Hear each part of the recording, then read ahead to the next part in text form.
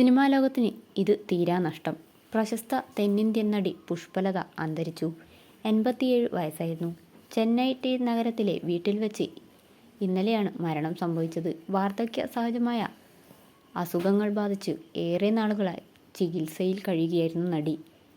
പുഷ്പലത 100ലേറെ സിനിമകളിൽ നായികയായി തിളങ്ങുകയും തമിഴ്, തെലുങ്ക്, മലയാളം, കന്നഡ സിനിമകളിൽ എല്ലാം തന്നെ നിറഞ്ഞു നിൽക്കുകയും ചെയ്തിരുന്ന നടിയായിരുന്നു.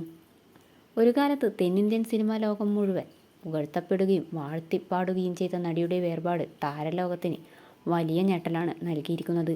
പ്രഭാവതി എന്നാണ് നടിയുടെ യഥാർത്ഥ പേര്. കോയമ്പത്തൂർ മേട്ടുപ്പാളയം സ്വദേശിനിയായ നടിയുടെ പിതാവ് വെള്ളിയാഭരണ വിൽപ്പനക്കാരനായിരുന്നു. 17ാമത്തെ വയസ്സിലാണ് നടി സിനിമയിലേക്ക് എത്തുന്നത്.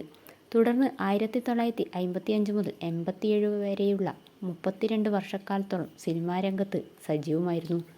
പുഷ്പലത, ശാരദ, പാർമകളെ, പാർ കർപ്പൂരം, ഞാനുമൊരു തുടങ്ങിയവയാണ് ശ്രദ്ധേയമായ ചിത്രങ്ങൾ. 1969 തിക്കുറിശ്ശി സംവിധാനം ചെയ്ത നേഴ്സ് എന്ന ചിത്രത്തിലൂടെയാണ് മലയാളത്തിൽ അരങ്ങേറ്റം കുറിച്ചത്.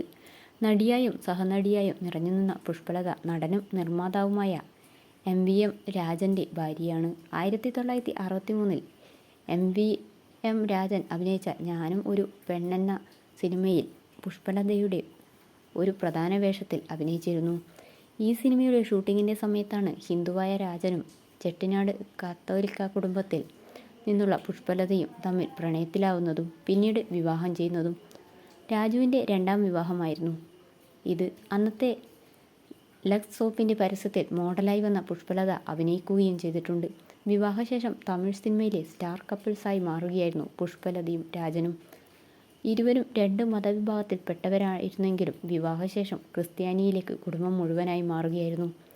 ഇപ്പോൾ മുഴുവനായി സമയവും പ്രാർത്ഥനയും ആരാധനയും നടത്തി വരികയാണ് ഇവർ. ശേഷം 2 സിനിമകൾ നിർമ്മിക്കുകയും ചെയ്തിട്ടുണ്ട്.